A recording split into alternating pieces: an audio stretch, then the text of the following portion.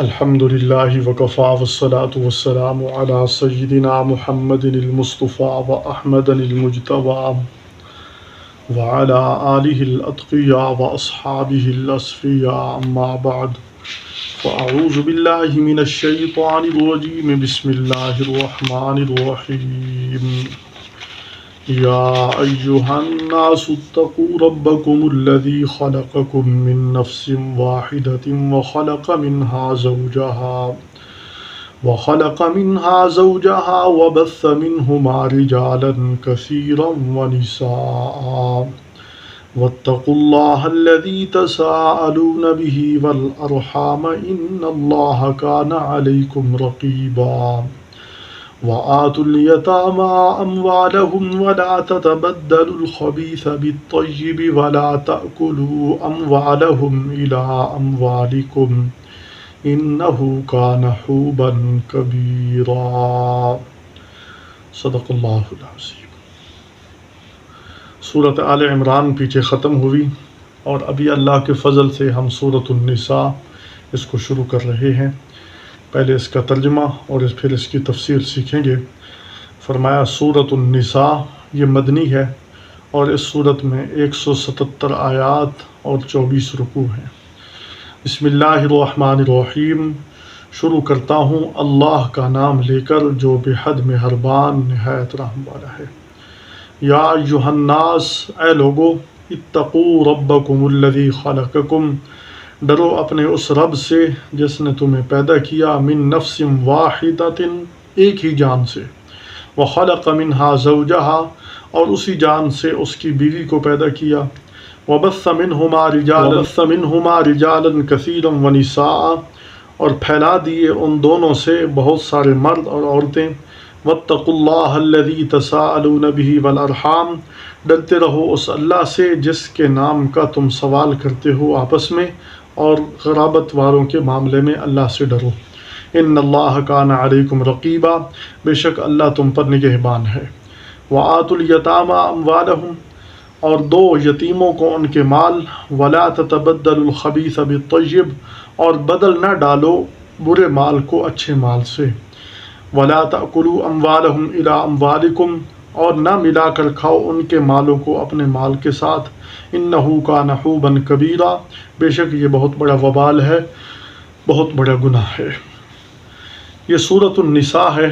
سورۃ آل عمران کی آخری آیت میں تقوی کا حکم دیا، یا ایھا الذین آمنوا اصبروا وصابروا ورابطوا واتقوا اللہ، اے ایمان والو صبر کرو، دشمن کے مقابلے میں جم جاؤ، دشمن کے مقابلے میں تیار رہو، اور واتقوا اللہ، اللہ سے ڈرو۔ اس سورت کو بھی یا ایھا الناس اتقوا، تقوی کے بنیاد سے شروع کیا۔ اس سورت کے اندر زیادہ تر مضامین حقوق العباد کے متعلق ہیں۔ سورت بقرہ کے اندر روح سخن زیادہ تر یہود کی طرف تھا، سورت آل عمران کے اندر زیادہ تر روح سخن نصارہ کی طرف تھا، نجران کا وفد اس کا تذکرہ تھا، نصارہ کی طرف زیادہ تر روح سخن تھا، اور پھر غزوہ احد کے تفصیلی حالات بیان ہوئے۔ اور سورت نساء کے اندر روح سخن اہل عرب کی طرف ہے، کیونکہ عرب لوگ زیادہ تر عورتوں کے حقوق دباتے تھے، اس لیے عورتوں کے حقوق اس صورت میں بکثرت بیان کیے گئے ہیں۔ ویسے اس صورت کے اندر جو مضامین ہیں، اس میں عورت کے لیے میراث کا حق بیان کیا گیا، کیونکہ یہود و نصارہ وہ عورتوں کو میراث نہیں دیتے تھے، تو اس لیے قرآن حکیم نے عورتوں کے میراث کی تفصیل بیان فرمائی کہ جیسے بیٹا اپنا باپ کا حقدار ہوتا ہے، اسی طرح بیٹی بھی اسی باپ کی پشت سے پیدا ہوئی ہے، وہ بھی حقدار ہے۔ قرآن حکیم نے ہر ایک کے حصص مقرر کیے ہیں۔ اسی طرح رشتوں کی تفصیل اس صورت کے اندر بیان کی گئی، حرمت علیکم امہاتکم وبناتکم واخواتکم وعماتکم وخالاتکم وبنات الاخ وبنات الاخت، کون سے رشتے تم پر حرام کیے گئے، کون سے تم پر حلال کیے گئے، ان کی تفصیل آگے آ رہی ہے۔ اسی طرح والدین کے حقوق بیان کیے گئے، بہن بھائیوں کے حقوق بیان کیے گئے، اولاد کے حقوق کی تفصیل بیان کی گئی، اور پھر سب سے پہلے یتیموں کے حقوق کی تفصیل بیان کی گئی، غرباء کے حقوق بیان کیے گئے، مساکین کے حقوق بیان کیے گئے، پڑوسیوں کے حقوق بیان کیے گئے، یہاں تک کہ حقوق العباد کا تفصیلی ذکر ہے، اور اس میں حقوق اللہ بھی بیان کیے گئے ہیں۔ تو سورۃ النساء میں پہلے عرض کر رہا ہوں کہ قرآن حکیم کا جو انداز ہوتا ہے وہ انسان پر انتہائی مشفقانہ شفیقانہ انداز ہوتا ہے، مربیانہ انداز ہوتا ہے۔ قرآن حکیم جو بات کرتا ہے وہ کسی کے دل و دماغ میں زبردستی ٹھونستا نہیں ہے، بلکہ قرآن حکیم ایک تربیت کے انداز میں بات کرتا ہے تاکہ جو مخاطب ہے اس کے دل و دماغ میں یہ بات اچھی طرح رچ جائے، اچھی طرح بیٹھ جائے، اس کو سمجھ آ جائے اور عمل کا داعیہ پیدا ہو۔ تو یہ قرآن حکیم کا ایک مربیانہ اسلوب ہے، قرآن حکیم کا ایک حکیمانہ اسلوب ہے، قرآن حکیم کا ایک تربیت کا اصول ہے، تربیت کرنے کے انداز سے وہ بات کرتا ہے۔ تو قرآن حکیم نے چونکہ اس صورت کے اندر زیادہ تر اصول بیان فرمائے حقوق اور عباد کے متعلق، اس لیے پہلا جملہ ارشاد فرمایا یا ایھا الناس، اے لوگو۔ اس میں سارے اولین آخرین کو خطاب کیا گیا، جناب رسول اللہ صلی اللہ علیہ وسلم کے زمانے سے لے کر قیامت تک آنے والے آخری انسان کو قرآن حکیم کی یہ آیت خطاب فرما رہی ہے، یا ایھا الناس، اے لوگو، اتقوا ربکم، اپنے رب سے ڈرو، کیونکہ اس کے اندر حقوق کی تفصیل ہے۔ بعض حقوق ایسے ہوتے ہیں جو قانون کی زد میں آتے ہیں، تو قانون کے ذریعے وہ حقوق وصول کیے جا سکتے ہیں۔ مثلا کسی سے معاملہ کیا، لین دین کیا، اب قانون کی زد میں وہ حقوق آ گئے، اب جب قانون کی زد میں آ گئے تو قانون کے ذریعے بندہ اپنا حق وصول کر سکتا ہے۔ بعض حقوق ایسے ہوتے ہیں جو قانون کی زد میں نہیں آتے، مثلا میاں بیوی کے حقوق ہو گئے، چھوٹے چھوٹے حقوق ہوتے ہیں، اولاد کے حقوق ہو گئے، بہن بھائیوں کے حقوق ہو گئے۔ اس میں زیادہ تر احترام، ادب اور زیادہ تر دوسرے کا لحاظ اور دوسرے کی زیادہ تر نفسانی اغراض کو دبا کر دوسرے کی خواہشات کو پورا کیا جاتا ہے۔ تو عموماً اس کے اندر اگر کوئی زیادتی کر بھی لے تو قانون کی طرف کارا جوئی نہیں کرتے، قانون کی طرف کم جاتے ہیں، کیونکہ رشتہ داری کا لحاظ کیا جاتا ہے۔ اس لیے اللہ رب العالمین نے ارشاد فرمایا اتقوا ربکم، اے لوگو اپنے رب سے ڈرو۔ اور جو ہے نا یہ قانون کی زد میں آنے والے حقوق نہیں، ان حقوق کے ادا کرنے سے پہلے اپنے رب سے ڈرو۔ ربکم کا لفظ ہے، جو رب تمہاری تربیت کرنے والا ہے، پالنے والا ہے، اس نے تمہیں پال پال کر درجہ کمال تک پہنچایا، لہذا اس رب سے ڈرو اور جو حقوق تمہارے متعلق ہیں ان کو ادا کرو۔ الذی خلقکم من نفس واحدہ، قرآن حکیم کا یہ مربیانہ انداز ہے کہ تم ایک دوسرے کے حقوق کیسے دبا سکتے ہو، حالانکہ اس ذات نے تمہیں ایک ہی جان سے پیدا کیا۔ تمہارا باپ ایک آدم علیہ السلام، تمہاری ماں ایک حوا علیہ السلام، ان دونوں سے اللہ نے وَبَثَّ مِنْهُمَا رِجَالًا كَثِيرًا وَنِسَاءً، بہت سارے مرد اور بہت ساری عورتیں پھیلا دی۔ تو گویا کہ قرآن حکیم کا یہ اسلوب بتلا رہا ہے کہ تمہارا باپ ایک ہے، تمہاری ماں ایک ہے، جب تم ایک خاندان سے ہو، ایک قبیلے سے ہو، تمہاری اصل ایک ہے، تمہارا نسب جا کر آدم علیہ السلام پر ملتا ہے، تو پھر ایک دوسرے کا زیادتیاں کیسیاں، ایک دوسرے کے ساتھ کیسے ظلم و ستم۔ قرآن حکیم کا یہ مربیانہ اسلوب ہے، یہ انتہائی شفیقانہ، انتہائی جو ہے نا مربیانہ اسلوب ہے، جس سے انسان کے دل و دماغ پر یہ ضرب لگتی ہے۔ اگر تھوڑا خالی ذہن ہو کر سوچے گا تو بات سمجھ آ جائے گی کہ ہم سب ایک ہی قبیلے اور ایک خاندان سے ہیں، پھر آپس میں ایک دوسرے کے حق تلفی کیسے کریں۔ تو فرمایا من نفس واحدہ، رب العالمین نے فرشتوں کو حکم دیا کہ زمین کے حصوں سے مٹی اکٹھی کرو۔ مٹی اکٹھی ہو کر آ گئی۔ اب زمین کے مختلف حصے تھے، بعض کڑوے تھے، بعض میٹھے تھے، بعض جگہ شریلی تھی، بعض جگہ اس کے مقابلے میں میٹھی تھی، اور زمین بعض کالی تھی اور بعض سفید تھی۔ تو اللہ رب العالمین نے اس زمین کو گوندنے کا حکم دیا، وہ گوندی جا چکی، پھر اس سے ایک نفس تیار کیا گیا، ایک جان تیار کی گئی، رب العالمین نے اس میں اپنی روح پھونکی تو انسان آدم علیہ السلام پیدا ہو گئے۔ اب اسی آدم سے اللہ نے آگے نسل چلا دی، پھر اسی مٹی کے حساب سے اللہ نے لوگوں کے مزاج مختلف بنا دیے۔ جیسے مٹی سخت ہوتی ہے، بعض لوگوں کے مزاج سخت ہیں، جیسے مٹی نرم ہوتی ہے، بعض لوگوں کے مزاج نرم ہیں، مٹی کالی ہوتی ہے، بعض لوگ کالے رنگ کے ہیں، مٹی گوری ہوتی ہے، بعض لوگ گورے رنگ کے ہیں، مٹی گندمی رنگ کی ہوتی ہے، بعض لوگ گندمی رنگ کے ہیں۔ تو اللہ رب العالمین نے اسی سے پھر لوگوں کے مزاج اور لوگوں کی طبیعتیں بنائیں۔ تو خلاق عالم نے سب سے پہلے آدم علیہ السلام کو پیدا فرمایا، آگے فرمایا وَخَلَقَ مِنْهَا زَوْجَهَا، اسی آدم سے اس کی زوجہ کو پیدا فرمایا، اس کے جوڑے کو پیدا فرمایا، اسی حوا کو پیدا فرمایا، ان کی پسلی سے، بائیں پسلی سے، نیچے والی پسلی سے، اس پسلی سے حصہ لیا گیا یا پسلی کو ختم کیا گیا یا پسلی کو اپنی جگہ برقرار رہ کر اسی پسلی سے پیدا فرمایا۔ اللہ سب قادر مطلق ہے، جیسے سمندر سے پانی نکال لیا جائے تو سمندر میں کوئی کمی نہیں ہوتی، اگر پسلی سے کوئی حصہ نکال لیا جائے تو اللہ تعالیٰ کی قدرت میں کون سی کمی آ جائے گی۔ اللہ رب العالمین ایسا کرنے پر قادر ہیں، پسلی کے حصہ سے حصہ لے لیا ہوگا پھر اس کو برابر کر دیا ہوگا، اللہ کے خزانے میں کون سی کمی ہے۔ تو فرمایا اسی سے حوا کو پیدا فرمایا، وَبَثَّ مِنْهُمَا رِجَالًا كَثِيرًا وَنِسَاءً، پھر ان کے آپس میں رشتے بنائے، उनको रिश्ता इज़्दिवाज में मुंसलिक किया, निकाह कर दिया, और फिर उनसे मर्द औरतों की कसरत फैल गई। वत्तकुल्लाह अल्लज़ी तसाअलून बिही वल अरहाम, फरमाया उस अल्लाह से डरो जिसके नाम से तुम सवाल करते हो। अगर आदमी मुश्किल में फंस जाए ना, कहता है या अल्लाह तेरे नाम पर मैं तो इससे मांगता हूँ।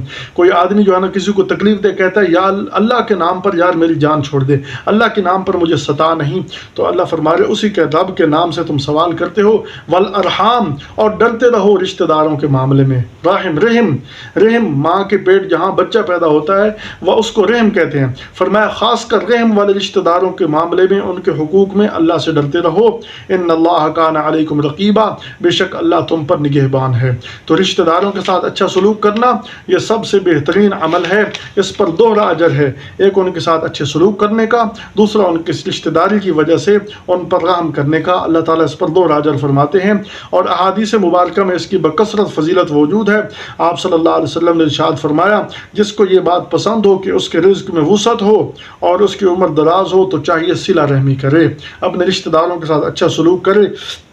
इसी तरह अब्दुल्ला बिन सलाम रज़ी अल्लाह अन्हु फरमाते हैं कि जब मैं पहली मरतबा मदीना तय्यबा में आप सल्लल्लाहु अलैहि वसल्लम की खिदमत में हाजिर हुआ तो वो मुबारक कलिमात जो सबसे पहले मेरे कानों में पड़े वो यही थे। आप सल्लल्लाहु अलैहि वसल्लम फरमा रहे थे, या अय्युहन्नास, ए लोगो, अफ़शुस सलाम, सलाम फैलाओ, व अतइमुत ताआम, खाना खिलाओ, वसिलुल अरहाम, सिला रहमी करो, और फरमाया सल्लु बिल्लैल वन्नास नियाम, रात को नमाज पढ़ो कि लोग सो रहे हूँ, तदखुलुल जन्नत बिस्सलाम, तुम जन्नत में सलामती के साथ दाखिल हो जाओगे। तो ये सबसे पहले अल्फाज जिसमें सिला रहमी का जिक्र भी आ गया। सैयदा मैमूना उम्मुल मोमिनीन रज़ी अल्लाह अन्हा, उन्होंने एक बांदी आज़ाद की, आप सल्लल्लाहु अलैहि वसल्लम को बतलाया तो आप सल्लल्लाहु अलैहि वसल्लम ने फरमाया इससे बेहतर था कि तुम अपने मामू को दे देती। यानी सिला रहमी का अजर ग़ुलाम के आज़ाद, बांदी के आज़ाद करने से ज़्यादा है। इसके और भी बहुत सारे फ़ज़ाइल हैं। फरमाया अस्सदक़तु अलल मसाकीन सदक़तुन वहिय अला ज़ी रहम सिनतान सदक़तुन वसीलतुन, फरमाया सदका मिस्कीन पर एक सदक़े का सवाब है और अपने किसी अजीज़ रिश्तेदार पर दो सदक़े का सवाब है, एक सदका करने का और दूसरा सिला रहमी करने का। तो फरमाया कि सिला रहमी बहुत बड़ा अजर है। अल्लाह फरमा रहा है इन्नल्लाह काना अलैकुम रक़ीबा, बेशक अल्लाह तुम पर निगहबान है, क़यामत के दिन तुम्हारी नीयतों को देख कर उस पर तुम्हें अजर व सवाब अता फरमाएंगे। तो दूसरी आयत में फरमाया वआतुल यतामा अम्वालहुम, यतीमों को उनके माल अदा करो। कुरान हकीम अब हुकूक बयान फरमा रहा है। हुकूक में से सबसे पहला हक यतीम का बयान फरमाया है, क्योंकि यतीम सबसे ज़्यादा कमज़ोर होता है। नाबालिग बच्चे को यतीम कहते हैं। वो बच्चा या बच्ची जिसका बाप फौत हो गया हो और वो बचपन में हो वो यतीम कहलाता है। और अगर बालिग हो जाए तो हदीस पाक में आता है ला युतम बअदल इहतिलाम ला युतम बअदल बुलूग के अल्फाज हैं। फरमाया कि यतीम इहतिलाम के बाद या फिर बालिग होने के बाद वो यतीम ही नहीं रहती। तो चूँकि यतीम सबसे कमज़ोर है और उसके बाद औरतें हैं, उनके हुकूक बयान किए जा रहे हैं, तो इसलिए यतीम के हुकूक से आगाज़ फरमाया वआतुल यतामा अम्वालहुम। कुरान हकीम का उसलूब बतला रहा है कि यतीमों को उनके माल दे दो। अब यतीम बच्चा तो छोटा सा है, लेकिन कुरान हकीम कह रहा है माल दे दो। माल देने का मतलब यह है कि वो नाबालिग है उसको माल दे दो, नहीं, बल्कि इसका मतलब यह है अहादीस में फरमाया गया ला युतमा बअदल बुलूग, बालिग होने के बाद यतीमी नहीं है। कुरान हकीम कह रहा है उनको माल दे दो, तो पता चलता है कि बालिग होने के बाद भी युतमा के असर उस पर रहते हैं, यतीमी के असर रहते हैं। तो फरमाया इब्तदान बालिग होने के ज़माने में वो यतीम कहलाएगा। ये कुरान और सुन्नत का फैसला है। यतीम यानी बालिग होने के इब्तदाई ज़माने में वो यतीम कहलाएगा। तो फरमाया उनके माल उनके दे दो, वला ततबद्दलुल खबीस बित्तय्यब, और यतीम के पालने में बहुत बड़े फ़ज़ाइल हैं। फरमाया जनाब रसूलुल्लाह सल्लल्लाहु अलैहि वसल्लम ने अना व काफिलुल यतीम कहातैन, मैं और यतीम को पालने वाला क़यामत के दिन ऐसे खड़े होंगे। तो अगर अपने 5-6 बच्चे के दस्तरखान से खा रहे हैं, एक बच्चा यतीम भी साथ शामिल हो गया तो इसमें कोई हर्ज नहीं है। अगर बंदा इस तरह यतीम की परवरिश करे, यतीम की परवरिश उसके वली की ज़िम्मेदारी है। वली जो है ना वो उसकी अच्छी तरह परवरिश करे। वली उसका ताया भी होता है, भाई भी हो सकता है, उसके और रिश्तेदार भी हो सकते हैं, हुकूमत की तरफ से मुकर्रर किया जा सकता है, मुआशरा भी कोई मुकर्रर कर सकता है। तो यतीम की ज़िम्मेदारी जैसे वली पर है, इसी तरह मुआशरे के भी हुकूक हैं कि वो भी उनकी ज़रूरियात का ख्याल करें। तो फरमाया कि वआतुल यतामा अम्वालहुम, यतीमों को उनके माल दे दो। इसकी तफसील अगली आयत में आ रही है कि उनको माल कब हवाले करने हैं। फरमाया वला ततबद्दलुल खबीस बित्तय्यब, फरमाया कि नापाक को पाक के साथ ना बदलो। کیا مطلب؟ فرمایا کہ یتیم کا مال ہے، یتیم کا بھی مال ہو سکتا ہے اس کو میراث میں ملا ہو، اس کا باپ فوت ہو گیا، کوئی رقبہ جائیداد، کوئی پراپرٹی، کوئی بینک بیلنس، کوئی گاڑی، کوئی جو ہے نا جانور، کوئی ڈنگر وغیرہ چھوڑ گیا ہو تو وہ اس کا مال ہے۔ فرمایا ایسا نہ کرو کہ تم اس کے مال کو اپنے مال کے ساتھ ملا لو جو تمہارا پاکیزہ مال ہے۔ جب تمہارے پاکیزہ مال کے ساتھ وہ مال ملے گا تو تمہارا مال خبیث ہو جائے گا، گندا ہو جائے گا، ناپاک ہو جائے گا، اگرچہ اس کا مال فی نفس سے ہی پاک ہے، لیکن جب تم اس کے ساتھ اپنا مال ملاؤ گے تو تم گویا کہ خبیث کو طیب کے بدلے میں بدل رہے ہو، یعنی طیب تمہارا پاکیزہ مال تھا، اس میں تم نے گندا مال ملا دیا۔ حقیقت میں وہ گندا نہیں بلکہ تمہارے مال کے اعتبار سے وہ گندا ہو گیا کہ تم اس کو اپنے مال کے ساتھ ملا رہے ہو۔ فرمایا کہ خبیث کو طیب کے ساتھ نہ بدلو، وَلَا تَأْكُلُوا أَمْوَالَهُمْ إِلَىٰ أَمْوَالِكُمْ، اور نہ کھا جاؤ اپنے مالوں کو ان کے مال کے ساتھ ملا کر۔ ایسا نہ ہو کہ تم جو ہے نا مال اس کا اپنے مال میں شامل کرو اور تمہاری نیت اس مال کے کھانے کی ہو، تو ایسا نہ کرو۔ ہاں ایک صورت ہے کہ تم اپنے مال کو اس کے مال کے ساتھ ملاؤ، مثلا ایک یتیم بچہ ہے، اب اس کا الگ طور پر مال بنایا جائے، اس کا الگ طور پر کھانا تیار کیا جائے، ہو سکتا ہے وہ کھائے گا، نہیں کھائے گا تو ضائع ہو جائے گا، اگر کھائے گا تو کم کھائے گا تو باقی بچا ہوا ضائع ہو جائے گا، اس کا الگ سالن بنایا جائے ضائع ہو جائے گا۔ تو آپ اس طرح ملاتے ہیں کہ اس کے مال کو اپنے مال کے ساتھ ملا لیا، بھائی اگر اس نے ایک مرتبہ نہیں کھایا، آپ نے اس کا مال کھا لیا، تو اگلی دفعہ آپ اپنی جیب سے بنا دیں نا، اپنی جیب سے اس کو ادا کر دیں، تاکہ جتنا کھایا اس سے بڑھ کر آپ اس کو دے دیں۔ تو فرمایا اگر تمہاری نیت یہ ہو کہ اس کے مال کی حفاظت کرنا ہے، اگر اس کا الگ طور پر کھانا پکایا جائے، الگ طور پر سالن بنایا جائے، ہو سکتا نہ کھائے وہ ضائع ہو جائے، تو اپنے مال کے ساتھ ملاؤ گے، اس کا یہ ہوگا کہ تمہارے مال میں آج وہ نہیں کھا رہا، کل تمہارے مال سے کھا لے گا، حساب برابر ہو جائے گا۔ اور اگر تم اپنے مال کو اس لیے اس کے ساتھ ملاتے ہو کہ ہم شرکت کر کے کاروبار کرتے ہیں، تو اس میں جو ہے نا تمہیں پتہ ہے کہ پرافٹ ہوگا، تو یہ تو بہتر ہے، یہ تو بہت بہترین صورت ہے۔ یا تم اس کے مال کو اپنے مال کے ساتھ ملاتے ہو کہ ہم کوئی مل کر کوئی کاروبار کرتے ہیں، اس کاروبار کے اندر ہمیں بہت زیادہ پیسہ ملے گا، وہ اپنا حصہ اس کو دے دیں گے، یہ تو بہترین صورت ہے، اس کے مال کی حفاظت بھی ہے اور اس کا مال کی بڑھوتری بھی ہے، یہ تو سب سے اعلیٰ صورت ہے۔ لیکن اگر تم اس لیے ملا رہے ہو کہ ہم مال ملائیں گے اور اس کا مال کھا جائیں گے اسی بہانے کہ ہم اکٹھے خرچے کرتے رہے کھا گئے، فرمایا یہ بہت خطرناک گناہ ہے، انہ کان حوبا کبیرہ۔ اور اسی طرح ایک یہ ہوتا ہے کہ عمدہ کے بدلے میں ردی، یعنی اس کی ایک عمدہ بکری کھڑی ہے، آپ اس کو جو ہے نا اپنے پاس لے لو، یہ تتبدل الخبیث بالطیب کے زمرے میں آتا ہے کہ تمہاری جو ہے نا بکری وہ مریل ہے، وہ عمدہ بکری ہے، آپ اس میں بدل ڈولو کہ وہ میں لے لیتا ہوں، یہ اس کو دے دیتا ہوں، ایسا کرنے کی بھی اجازت نہیں ہے۔ اسی طرح اپنے مال کے ساتھ اس طور پر ضم کرنا ہے کہ اس کا نقصان ہو، اس کی اجازت نہیں ہے۔ فرمایا انہ کان حوبا کبیرہ، بے شک یہ بہت بڑا گناہ ہے، بہت بڑا وبال ہے۔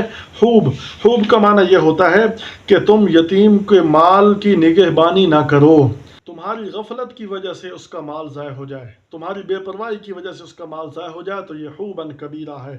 اسی طرح تم طیب کو خبیث میں بدل ڈالو، عمدہ بکری کے بدلے میں نارمل بکری اس کو دے دو، یہ بھی حوب ہے، بہت بڑا گناہ ہے۔